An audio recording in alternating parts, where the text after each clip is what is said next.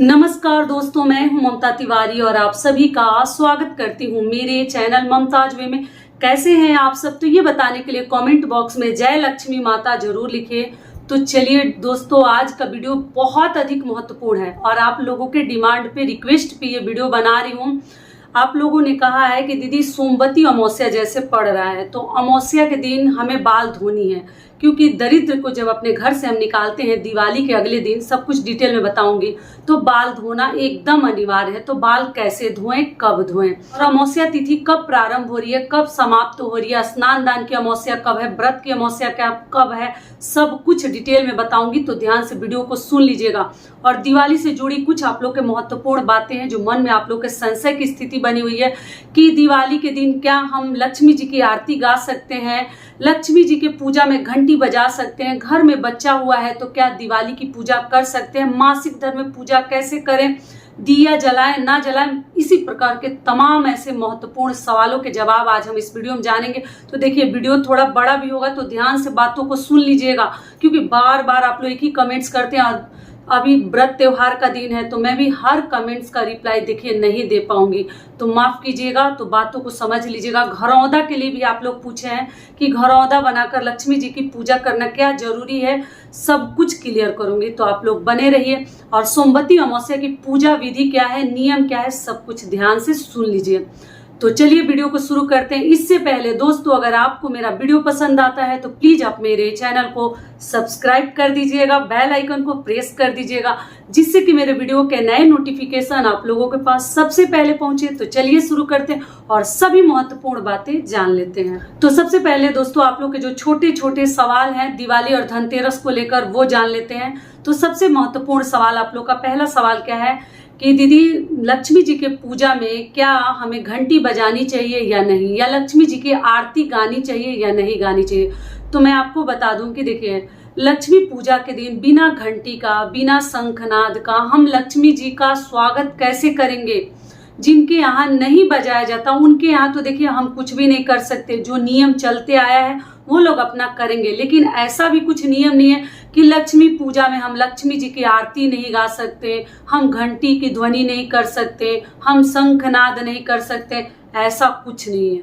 बाकी मानना नहीं मानना आपकी इच्छा के ऊपर डिपेंड करता है, आपकी मर्जी है, आप लोग देख लीजिएगा। लेकिन ऐसा कुछ मनाही नहीं है। सालों सालों से बड़े बुजुर्ग पूजा करते आए हैं, हम लोग भी देखते आए हैं, ऐसा कुछ नहीं है। लेकिन जिनके यहाँ माना जाता होगा, ऐसा मैं नहीं बोल रही हूँ कि हर आदमी के यहाँ एक ही नियम विधि है, तो जिनके यहाँ अगर ऐसा माना जाता होगा वो देख लीजिएगा। लेकिन जो लोग अगर ऐसा कभी नहीं किए हैं वो ना करें तो अच्छा है, ऐसा कुछ नहीं है। लक्ष्मी जी की पूजा, स्वागत हमें घंटी बजाकर ही करनी चाहिए, उनका आरती गाकर ही उनकी स्वागत करनी चाहिए, और पूरी रात एक दीपक वहां जलनी चाहिए। दिवाली के दिन अंधेरा मत कीजिएगा। क्लियर हो गया। दूसरा आप लोग का महत्वपूर्ण सवाल है कि दीदी घर में बच्चा हुआ है तो क्या हम लक्ष्मी जी की पूजा कर सकते हैं, दिया जला सकते हैं। तो आपको बता दूं कि देखिए, बच्चा हुआ है तो सूतक पातक में लोग कहते हैं पूजा पाठ नहीं करनी चाहिए। लेकिन जो दूर रहते हैं, बातों को थोड़ा सा समझिएगा। बच्चा जन्म वाला अगर नियम है, मान लीजिए अगर किसी की मृत्यु हो जाती है तब तो हम कुछ भी नहीं कर पाएंगे, लेकिन बच्चा वाला जो जन्म का जो नियम है, इसमें क्या होता है ना कि ये खुशी का चीज है। तो इसमें जहां बच्चा होता है जिस घर में, वहां आसपास में जो मतलब आपके रिलेटिव है, उनको ही बहुत अधिक बचाने की जरूरत होती है। लेकिन जो बहुत दूर दराज रहते हैं तो दूर वाले लोगों को इतना सब नहीं बचानी चाहिए, क्योंकि आपके घर में एक नए सदस्य का आगमन हुआ है। तो इसमें पातक सूतक से कुछ लेना देना नहीं है। आप लोग कहते हैं कि अशुद्ध हो जाता है, ठीक है, अशुद्ध हो जाता है। 12 दिन के बाद किसी घर बरही होता है, किसी के यहाँ 6 दिन पे छठी होता है, उसके बाद शुद्ध माना जाता है जब नहवावन हो जाता है। तो ठीक है, जब माँ स्नान कर लेती है, बच्चा कर लेता है। लेकिन अगर आप दूर हैं या आप ही के घर हुआ है तो दिवाली के दिन कभी अपने घर को आप लोग सूना ना रखें। पूजा करें ना करें, टोटल आपके घर की नियम विधि को देख लीजिएगा। लेकिन दूर वाले लोगों को नहीं बचानी चाहिए। ये तो खुशी का चीज है, ये दुख वाली चीज नहीं है। दुख में तो नहीं ही करनी है, एकदम मनाही है। लेकिन खुशी वाले चीज में एक नए सदस्य, एक नया बच्चा का हमारे घर में आगमन हुआ है, तो इतना सब आपको बचाने और डरने की कोई जरूरत नहीं है। भगवान का नाम लेकर अगर आप पूजा करना चाहे तो भी कर सकते हैं। दूर है तो, पास में है तो आप लोग भले ही पूजा ना करें, लेकिन घर को सूना भी ना छोड़ें। आप अपने घर के कमरों में कम से कम एक दीपक जलाकर जरूर रख दीजिए। हर कमरे में एक एक दीपक रख दीजिए। अपने मंदिर में एक दिया जलाकर रख दीजिए, आप पूजा करें ना करें, ठीक है। क्योंकि शुभता भी बनाए रखने के लिए शुभ कार्य भी व्रत त्योहार के दिन करना जरूरी होता है। अब भले ही पूजा ना करें, आप लोग देख लीजिएगा। तो ये सब कार्य आपको करना है। और आप लोग पूछे हैं कि दीदी लक्ष्मी गणेश जी की पूजा करें ना करें, तो देखिए ये आप अपने घर वालों से पूछ लीजिएगा। हर घर के नियम अलग है, लेकिन अगर आप दूर रहते हैं जहाँ बच्चा हुआ है वहां से, तो आपको उतना सब बचाने की जरूरत नहीं है, ठीक है। अगला आप लोग का सवाल है कि दीदी लक्ष्मी जी की पूजा क्या खा पी कर सकते हैं? तो जी, लक्ष्मी जी के पूजा में व्रत नहीं रखा जाता है। अगर जो रखते होंगे वो देख लीजिएगा, लेकिन ऐसा कुछ नियम नहीं है। सुबह आप उठकर शुद्ध सात्विक भोजन अगर आपको करनी है तो कर सकते हैं। लक्ष्मी पूजा में तरह तरह के पकवान बनाकर खाया जाता है, पिया जाता है।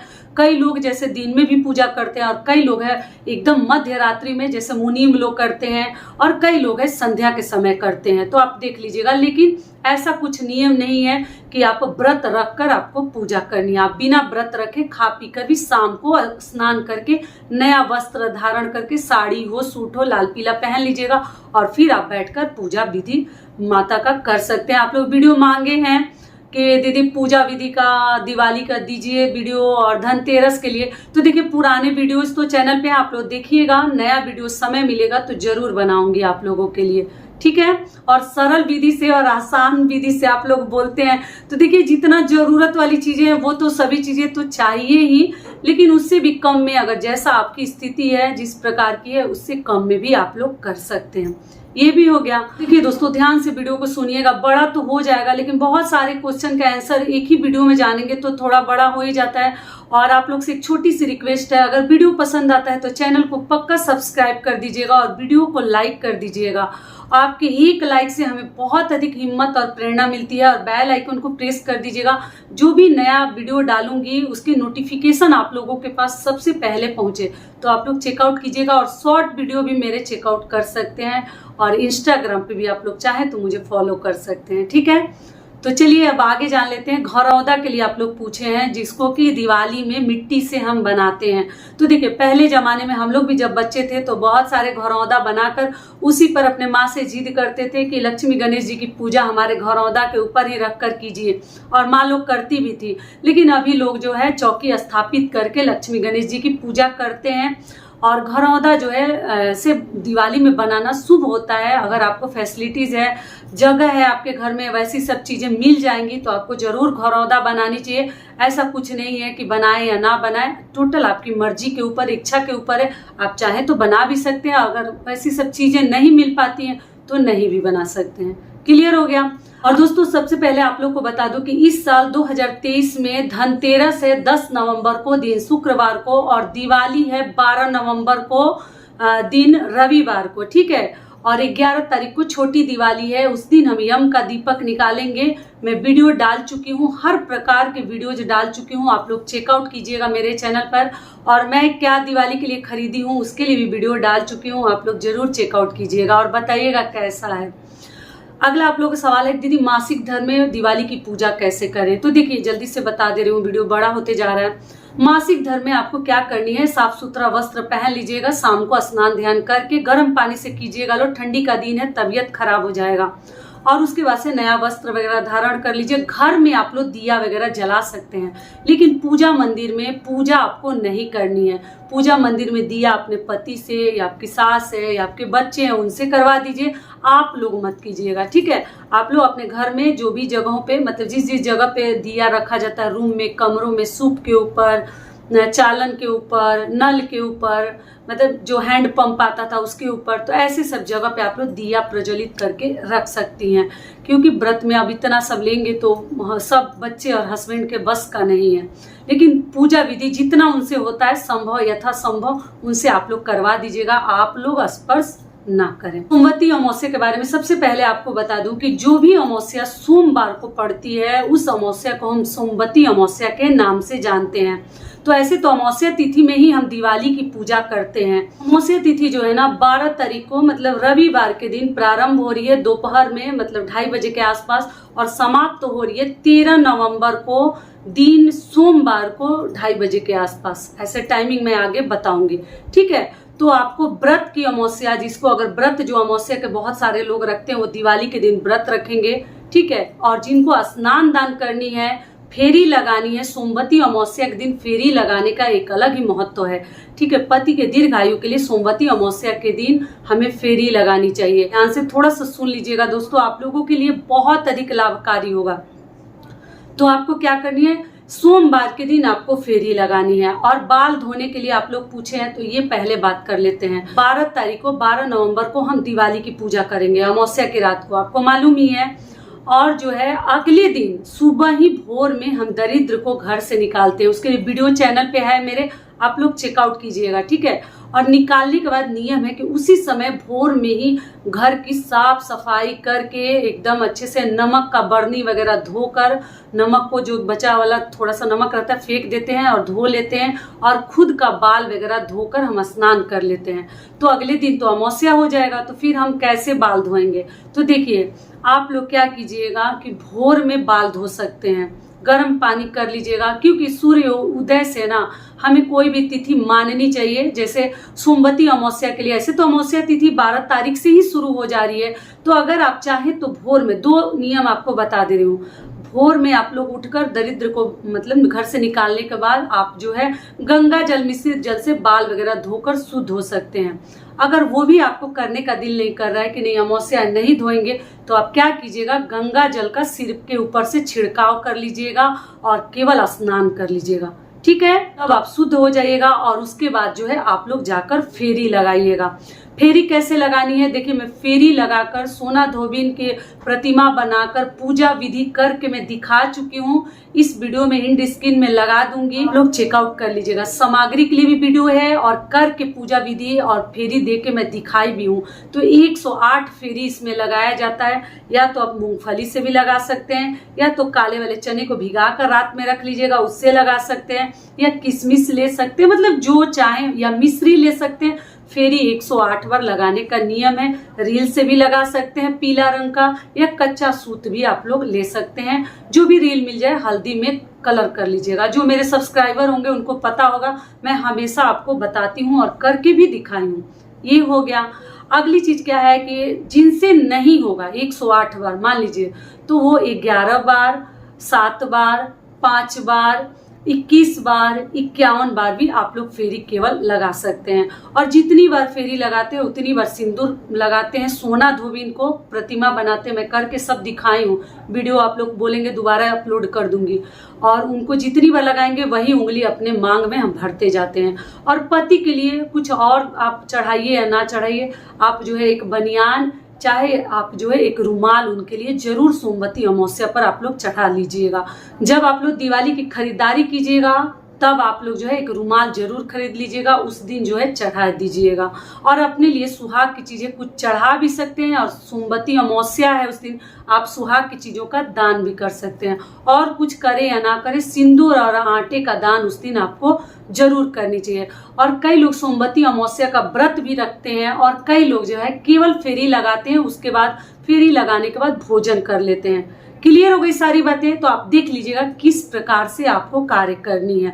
और आप जो है दान घर में भी आकर कर सकते हैं। कथा जरूर सुनिएगा, कथा का भी वीडियो मेरे चैनल पे है। और जो पंडित जी का दान दक्षिणा होगा जरूर उनको दे दीजिएगा। या कोई महिला अगर कथा सुनाती है तो सुन लीजिएगा, और उनके नाम पर दान पेटी में मंदिर में भी आप लोग कुछ दान कर दीजिएगा। लेकिन सिंदूर और आटे का दान, सुहाग की चीजों का दान जरूर कीजिएगा। कुछ अपने लिए भी चूड़ी वगैरह आप लोग चढ़ा कर रख लीजिएगा। और पति के लिए कम से कम एक रुमाल या एक बनियान कुछ भी चढ़ाकर, सोमवती अमावस्या जो है ना हमेशा नहीं पड़ता, बड़े सौभाग्य से पड़ता है सोमवार के दिन अमावस्या, तब हम लोगों को फेरी लगाने का सौभाग्य प्राप्त होता है। तो आप लोग इस प्रकार से कर लीजिएगा। अगर बाल धोनी है तो भोर में उठकर धो लीजिएगा दरिद्र के बाद। देखिए एक बार और समझा रही हूँ, भगाने के बाद। अगर नहीं धोनी है तो गंगा जल मिश्रित जल से अपने आप को शुद्ध कर लीजिएगा। सिर के ऊपर से भी केवल आप लोग स्नान कर सकते हैं या केवल छिड़काव कर सकते हैं। ये भी क्लियर कर दी। बहुत सारे आप लोग के टेंशन वाले कमेंट्स आ रहे थे, दीदी क्या करेंगे, कैसे करेंगे। और उस दिन स्नान करना एकदम जरूरी है, सुबह सुबह ही। एक तो अमावस्या का स्नान दान है और दूसरा जो है हम दरिद्र को भगाए रहते, निकाले रहते घर से। लक्ष्मी माता रात में आती है और सुबह भोर में हम दरिद्र को अपने घर से निकालते हैं। और कई लोग 2-4 दिन बाद निकालते हैं, जैसे गोवर्धन पूजा के एक दिन पहले या बाद में। तो आप लोग अपने घर का नियम देख लीजिएगा। सारी बातें क्लियर हो गई। अब चलिए जो एग्जैक्ट टाइम है, अमावस्या तिथि कब प्रारंभ हो रही है, कब समाप्त हो रही है, वो भी मैं आपको बता देती हूँ। तो आपको बता दूं, अमावस्या तिथि जो है 12 नवंबर 2023 को दोपहर में 2:44 पर प्रारंभ हो जाएगी और अमावस्या तिथि समाप्त हो रही है 13 नवंबर 2023 को दोपहर 2:56 पर समाप्त हो जाएगी। तो इसी में आप लोग को फेरी लगानी है। तो देखिए, अगर आप लोग चाहें तो भोर में भी उठकर जाकर फेरी लगा सकते हैं, सूर्योदय से पहले भी। और अगर समय नहीं है तो आप लोग जो है 2:56 से पहले ही फेरी लगा लीजिएगा। क्लियर हो गई सारी बातें। और वीडियो थोड़ा सा बड़ा हो गया है, फिर भी आप लोग ध्यान से सुन लीजिएगा। तो ये वीडियो मेरा यहीं तक का था। आशा करती हूँ, उम्मीद करती हूँ कि इस वीडियो से आप लोगों को बहुत अधिक लाभ मिलेगा। फिर मिलती हूँ एक नए वीडियो में, तब तक के लिए नमस्कार, धन्यवाद।